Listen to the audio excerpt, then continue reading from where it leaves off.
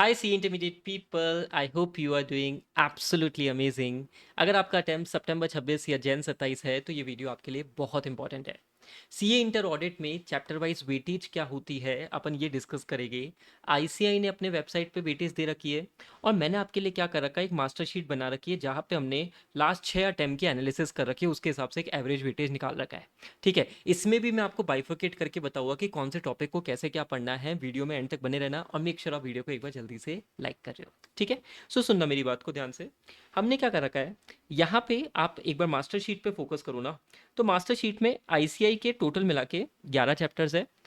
11 chapters में chapter number 1 आपकी weightage रखता है अराउंड अराउंड 6 मार्क्स का। 5 to 6 मार्क्स का हमेशा यहाँ से आता है।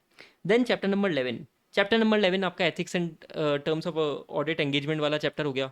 ठीक है, इंडिपेंडेंस, एथिक्स, ऐसे 210, SQC 1, ऐसे 220। ये चैप्टर सबसे ईजी है, अराउंड 12 नंबर की वेटेज रखता है।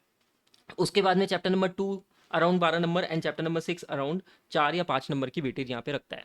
अगर मैं आपको सिंपल बोलूँ तो चैप्टर नंबर 1, 11, 2, 6 मिला के 34-35 मार्क्स की वेटेज रखते हैं।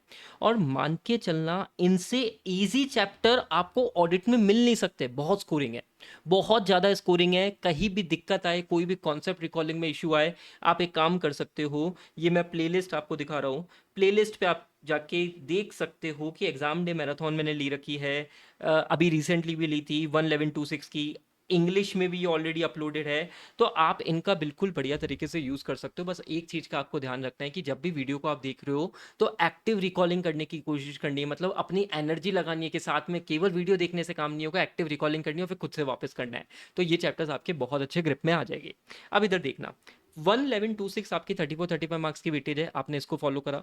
उसके बाद में आप चैप्टर नंबर 7 को कर सकते हो। चैप्टर नंबर 7 कंप्लीशन रिव्यू, 10 से 12 नंबर की वेटेज है।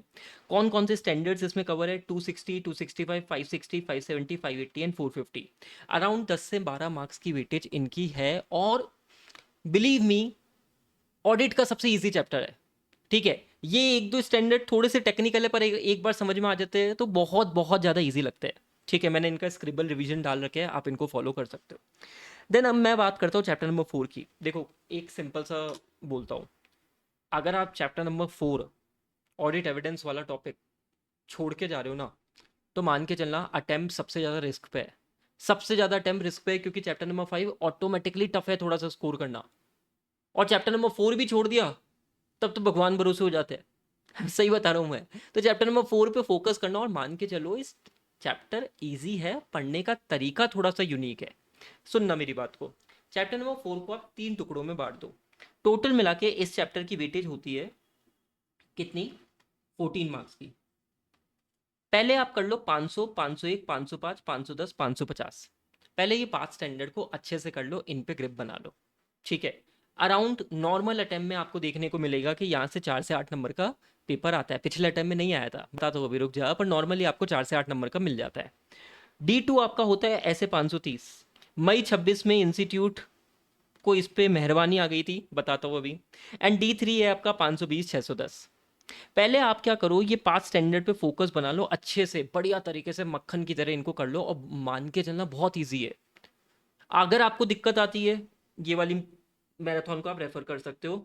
एग्जाम डे मैराथन 36,000 जिस पे व्यूज है, चैप्टर नंबर 4, 5, 7, 8 कवर कर रखा है, बहुत प्यारी तरीके से कवर कर रखा है। मेमोरी टेक्निक से आपको याद भी हो जाएगा, कॉन्सेप्ट भी बढ़िया तरीके से रिकॉल हो जाएगा। ठीक है, अभी सुनना, ये आपने 5 स्टैंडर्ड कर लिए, बढ़िया इजी स्टैंडर्ड है। उसके बाद में मैं 530 की बात करता हूँ। नॉर्मली ऐसा होता है कि 4 नंबर का क्वेश्चन देखने को मिलता है, इंस्टीट्यूट ने लास्ट अटेम्प्ट में यहाँ से 12-14 नंबर का क्वेश्चन पूछ लिया। इंस्टीट्यूट मेहरबान, क्या दिक्कत की बात है। पर इंस्टीट्यूट ने देखो चैप्टर 4 की बेटी इतनी दी थी ना तो इतनी आई। हाँ, बट इंस्टीट्यूट ने क्या करा, एक ही बार में इसी से पूछ लिया। पूछ सकता है भाई, उसका हक है। ठीक है, अब यहाँ पे ऐसे 530 ऑडिट सैम्पलिंग में एक चीज़ का ध्यान रखना है, you need to be smart. Standard काफ़ी लेंदी है, बट अगर अपन उसको स्मार्टली करें, सैम्पलिंग साइज, सैम्पलिंग मेथड्स, इन दो टॉपिक पे अपन पकड़ बना ले एमसीक्यू के हिसाब से, तो आपका मोटा मोटी ये चैप्टर हो जाता है। आधा पोर्शन तो सैम्पलिंग साइज, सैम्पलिंग मेथड के ही है और फिर 4-5 आपके क्वेश्चंस होते हैं जो आपको थोड़े से समझ के याद करने पड़ते हैं। तो ऐसे 530 में ये नहीं होगा कि वर्ड टू वर्ड याद करने की जा रहे हो, नहीं कर सकते, बहुत लेंदी स्टैंडर्ड है। बट लॉजिकल वे में कुछ टॉपिक को समझ लिया ना तो आपके एमसीक्यू की प्रॉब्लम सॉल्व हो जाती है, एप्लीकेशन बेस्ड क्वेश्चन की प्रॉब्लम सॉल्व हो जाती है। और जिन्होंने लास्ट अटेम्प्ट में ऐसे ही करा था, उनके मई 26 में 12-14 नंबर का आया भी था तो भी कोई दिक्कत नहीं आई थी। ठीक है, कोई भी दिक्कत उनको नहीं फेस होती अगर उन्होंने ये कवर कर रखा होता तो। बट स्मार्ट अप्रोच है ऐसे 530 की एमसीक्यू अप्रोच। ठीक है, देन चैप्टर नंबर 7 हो गया, चैप्टर नंबर 4 हो गया। अगर यहाँ तक अपन वेटेज की बात करें तो 35 अराउंड अराउंड ये 12 नंबर का आता है ऑलमोस्ट हर अटेम्प्ट में, 47 एंड यहाँ तक 61, मोटा मोटी आप 60 नंबर की ये आपकी कवरेज हो जाती है। बहुत अच्छे से करना है ये 60 नंबर, मतलब कुछ भी नहीं छोड़ना है इन 60 मार्क्स में से। ठीक है सर। देन उसके बाद में आपका फोकस आना चाहिए चैप्टर नंबर 5 पे।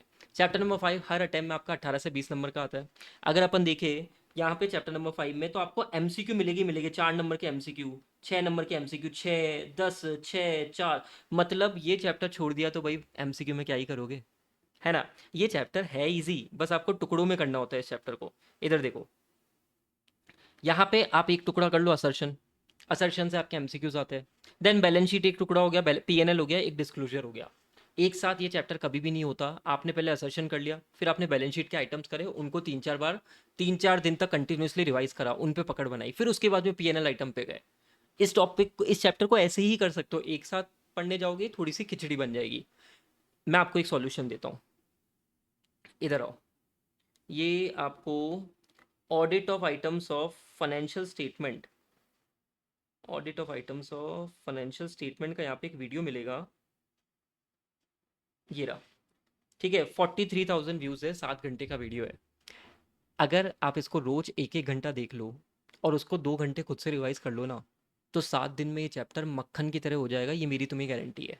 Audit of items of financial statement बहुत ही प्यारी तरीके से मैंने इसको करा रखा है। ठीक है सर। अच्छा, अब इधर आ जाओ। देन चैप्टर नंबर 8 की वेटेज की बात करें तो 12 नंबर की वेटेज होती है।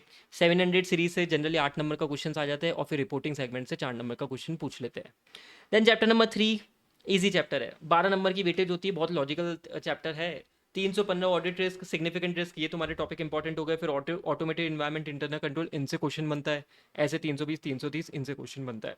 लास्ट अटेम्प्ट में इंस्टीट्यूट ने यहाँ से मोटा मोटी 8 नंबर के क्वेश्चन पूछ लिए थे, फिर एमसीक्यूज भी पूछे थे। तो चैप्टर अच्छा चैप्टर है। ठीक है, ये अगेन आपके यहाँ पे दे रखा है, सारी चीज़ें मैंने दे रखी है यहाँ पे। आपको रिस्क असेसमेंट है, इंटरनल कंट्रोल 1 महीने पहले मैंने ये डाला था, बहुत अच्छा वीडियो है, आपको मज़ा आ जाएगा देख के। ठीक है, देन उसके बाद में ये रिवीजन के हिसाब से बता रहा हूँ कि आप रिवीजन का यूज़ कर सकते हो, रिवीजन वीडियोज़ का। देन चैप्टर नंबर 9 की वेटेज है 10 मार्क्स की, audit of different entities. And chapter number 10 6 marks की वेटेज है, audit of banks. Audit of banks के लिए स्पेसिफिकली मैं बोल दूँ कि you need to be smart again. आप इस चैप्टर को याद करने का सोचो ही मत। आपको बस ये चैप्टर्स का 75% पोर्शन अच्छे से समझना है। और वो अच्छे से समझ में कैसे आएगा, आप रिवीजन की सीरीज देखोगे ना, तो आपको एक ऑडिट ऑफ बैंक का वीडियो मिलेगा, वहाँ पे कमेंट सेक्शन जाके देखना। आपको ऐसा लगेगा कि सर इतने इतने अच्छे कमेंट्स भी हो सकते हैं कि बच्चों के, आप देखना। और फिर वो 1 घंटे का वीडियो देखना, आपको ऑडिट ऑफ बैंक्स इतना ईजी लगेगा, क्या बताऊँ मैं आपको। अब ऑडिट ऑफ बैंक्स में एक 75% पोर्शन ऐसा ही है कि आपको बस समझना है, समझना है, समझना है, रटना नहीं है। और 25% पोर्शन ऐसा है जिनमें कुछ क्वेश्चन थोड़े से अपन को याद करने होते हैं, जहाँ पे आप थियोरेटिकल क्वेश्चन आ जाए तो आप उसको अटेम्प्ट कर लो। एंड देन लास्ट में आपका हो गया ऑडिट ऑफ डिफरेंट एंटिटीज, जिसको आप लास्ट प्रायोरिटी पर रखा करो। ठीक है, ये आपकी चैप्टर वाइज वेटेज है जो मैंने बढ़िया तरीके से कवर करी है। इसमें मेरा कोई अजम्पशन नहीं है, कुछ भी नहीं है, प्रॉपर आईसीआई ने जो वेटेज दे रखी है और उसके हिसाब से आईसीआई ने जो ये लास्ट 6 अटेम्प्ट में करा है ना, उसके हिसाब से आपकी ये मैंने पूरी वेटेज बता रखी है, मतलब कुछ भी अलग नहीं बता रखा। ठीक है, एक और छोटी सी चीज़ बता देता हूँ, अगर आपने सितंबर अटेम्प्ट है और अगर ऑडिट की तैयारी नहीं करी है, तो एग्जाम ओरिएंटेड बैच मेरा लाइव चल ही रहा है। अभी उसका डेमो भी मैंने डाल दिया यूट्यूब पे, आप उसको चेकआउट कर सकते हो। सब कुछ है उस बैच में, you can check out all the details on website sakshamjain.org। वहाँ पे आपको writing practice, test series, concept clarity, question coverage, exhaustive, सब कुछ वहाँ पे एक ही बैच में आपको मिल जाता है, वो आप डिटेल चेक कर सकते हो।